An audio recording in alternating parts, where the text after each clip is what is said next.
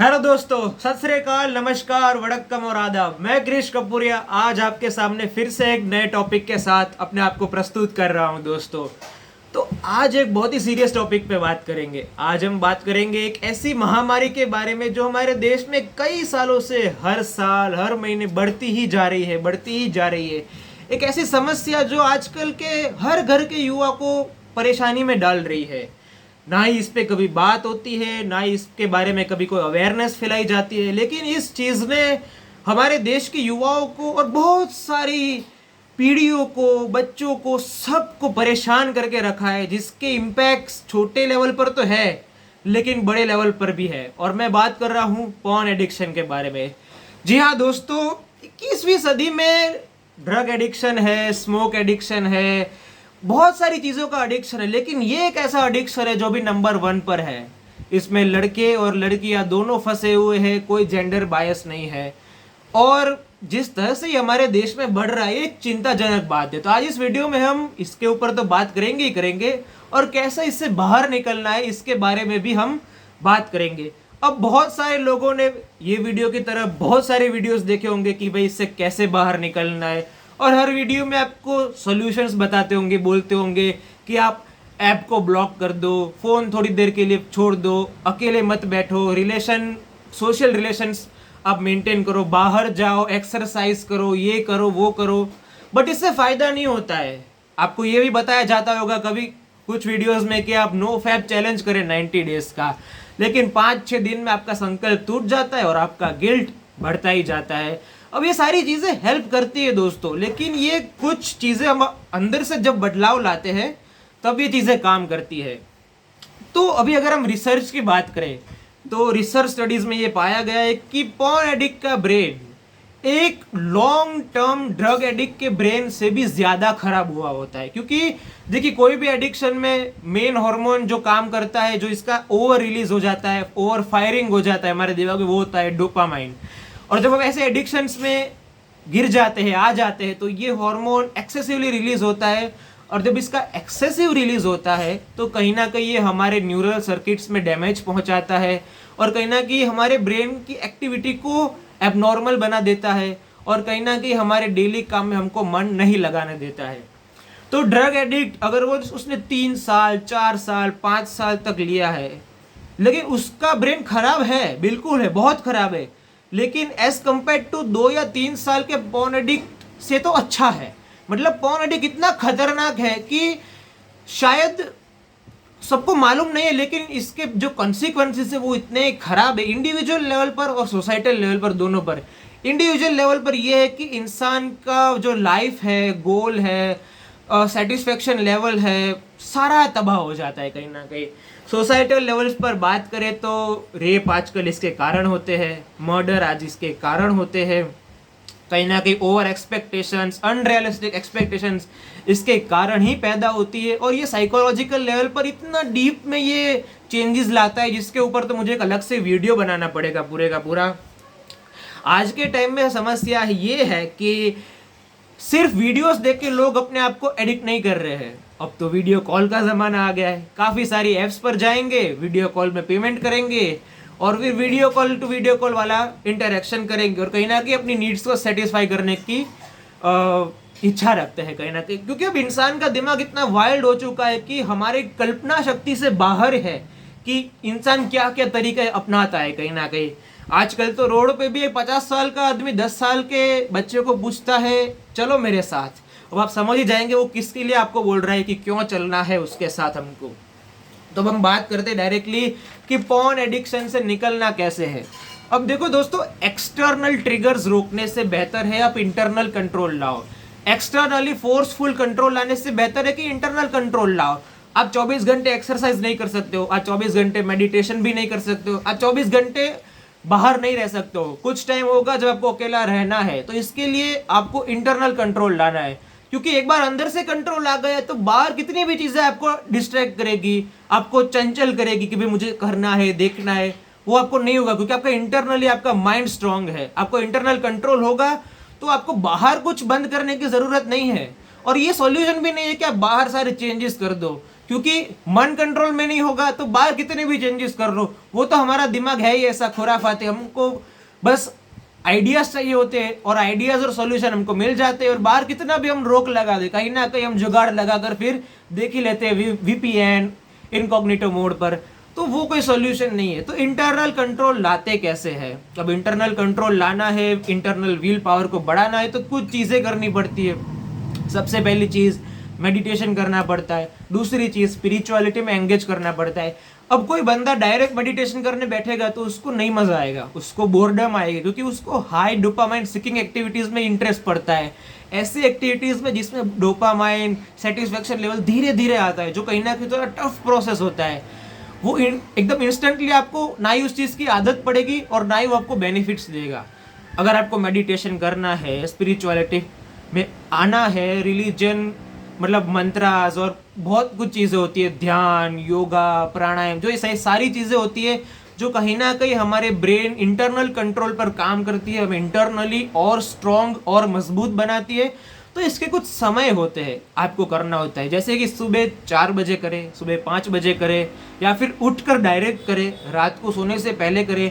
ये कुछ time slots होते हैं। पर्टिकुलरली मैं 4 बजे पे तो ज़्यादा फोकस करता ही हूँ, क्योंकि 4 बजे एक ऐसा समय होता है, एनवायरनमेंट में हाई कॉस्मिक एनर्जी होती है। अब जो कोई भी काम करोगे, कितना भी कठिन होगा, आप इजीली कर लोगे। और ये एक ऐसा टाइम होता है जब इंसान सच में बोल रहा है, क्योंकि मैंने अपने एक्सपीरियंस से देखा है, इंसान को कहीं ना कहीं ये टाइम पे उल्टी सीधी चीज़ें करने में मन नहीं लगता है, उसका फोकस होता है कि मुझे कुछ प्रोडक्टिव करना है।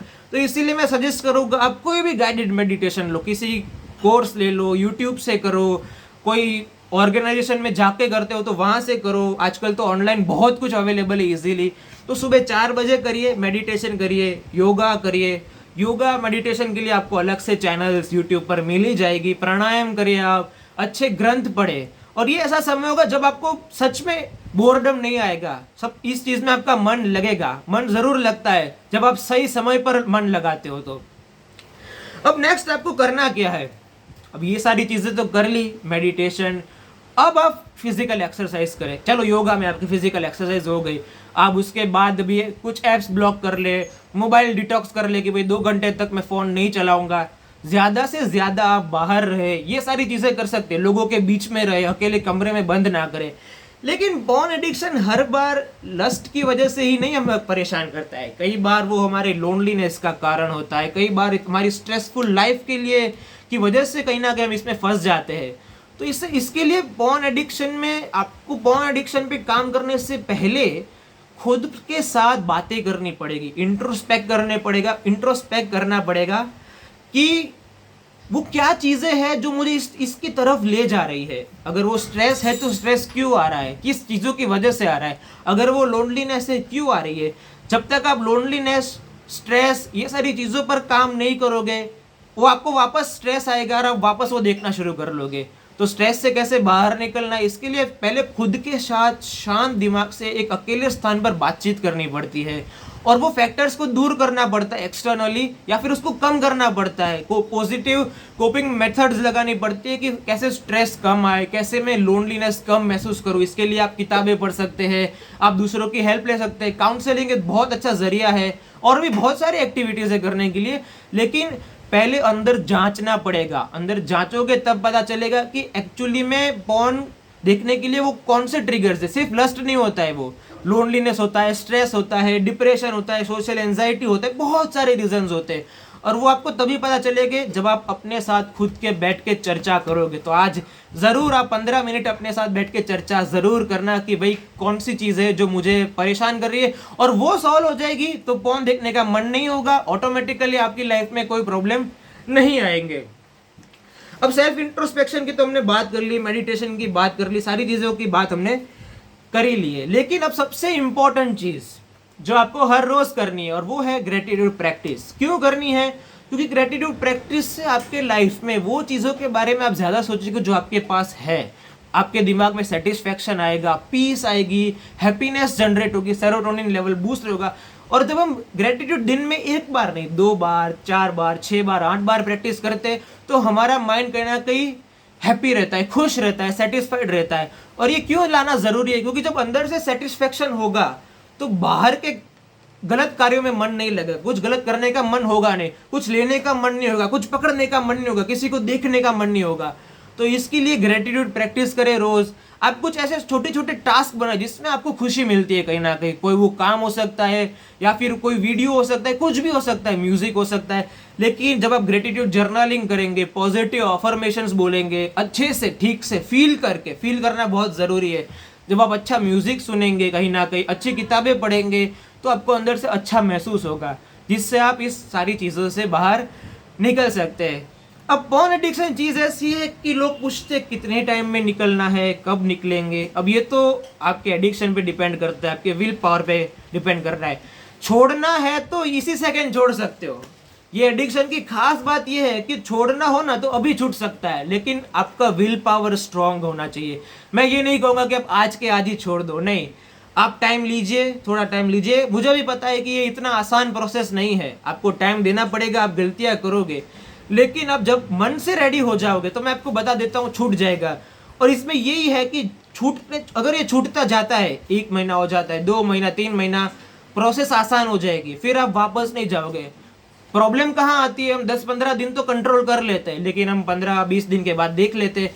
अब ये पीरियड है ना, मुश्किल होता है। यहाँ से बाहर निकल जाओगे तो ऐसा नहीं होगा कि 6 महीने के बाद वापस देखने का मन करेगा, 12 महीने के बाद देखने का मन करेगा, बिल्कुल नहीं। एक बार 4-5-6 महीने चले गए, आप अपनी लाइफ में अच्छे डायरेक्शन पर आ गए, तो फिर आपको देखने का मन नहीं करता है। और मैं एक और चीज़ बोलूँगा कि जो काफ़ी सारे यूट्यूबर्स बोलते हैं कि लाइफ में गोल होना चाहिए, होना चाहिए, बिल्कुल एक बहुत ही बड़ा गोल अपनी लाइफ में सेट कीजिए जिस पे आप रोज़ काम करें और काफ़ी सारे समय पर काम करें। और कुछ ऐसा बर्निंग डिजायर्ड गोल अपने लाइफ में आप सेट कीजिए, इंटेंशन सेट कीजिए अचीव करने का, कि आपको कहीं ना कहीं टाइम ना मिले। जब आप एक ऐसी चीज़ में फ्लो स्टेट में, जैसे कि डीप वर्क में बताते हैं कैल न्यूपोर्ट कि अगर इंसान फ्लो स्टेट में चला जाता है तो फिर उसे कोई चीज़ रोकती नहीं है, फिर उसका ध्यान एक ही चीज़ पर होता है और कब समय निकल जाता है वो हमें नहीं पता होता है। तो आप फ्लो स्टेट में आने की कीजिए कोशिश, और वो तभी आएगा जब आप कहीं ना कहीं हर रोज़ उस काम पर फोकस करेंगे जो आपका कहीं ना कहीं अचीव करने का मन है, जो आपका ड्रीम है कहीं ना कहीं। और मैं एक लास्ट बात बताऊंगा दोस्तों आपको कि हो सके तो फ़ोन को थोड़ा लाइफ में कम कीजिए, डिजिटल डिटॉक्स को अपने लाइफ में लाइए, क्योंकि फ़ोन नहीं होगा तो वहाँ का कंटेंट नहीं होगा, वहाँ का कंटेंट नहीं होगा तो हमारा ब्रेन सेक्सुअलाइज नहीं होगा। क्योंकि आज इतना इंटीमेट वो कंटेंट आ गया है यूट्यूब पर, सोशल मीडिया पर, कि कहीं ना कहीं वो सारी चीज़ें एक माइनर लेवल पर तो ब्रेन को सेक्सुअलाइज कर ही रही है। तो फ़ोन को जितना कम यूज़ करोगे आप पॉन से उतना जल्दी निकल जाओगे। तो यही मेरा कहना है दोस्तों। देखो, निकलना वो आपके हाथ में है, आपने मन बना लिया तो आप अभी निकल जाओगे जैसे मैंने पहले बताया। लेकिन यहाँ पर दिक्कत ये है ना कि इससे लोग अपना मन पता नहीं क्यों हो जाता है कि इससे निकल नहीं पाते हैं कहीं ना कहीं, क्योंकि ये बहुत ही एक ऐसी चीज़ है कि जो हमें अट्रैक्ट करती है कहीं ना कहीं, और कहीं ना कहीं अंदर से हम रोक ही नहीं पाते। वो गीता में लिखा है ना, कृष्ण भगवान ने बोला था एक बार कि हवा को रोकना आसान है लेकिन मन के वेग को रोकना आसान नहीं है। तो आप समझ सकते हैं कि मन अगर हमारा दुश्मन बनता है तो फिर उसको रोकना कितना मुश्किल हो जाता है। आशा है आपको वीडियो पसंद आया होगा। अगर आपको वीडियो पसंद आया है तो आप वीडियो पर ज़रूर एक कमेंट कीजिएगा, लाइक कीजिएगा, शेयर कीजिएगा, और हमारी चैनल को बिल्कुल सब्सक्राइब करने से मत भूलिएगा।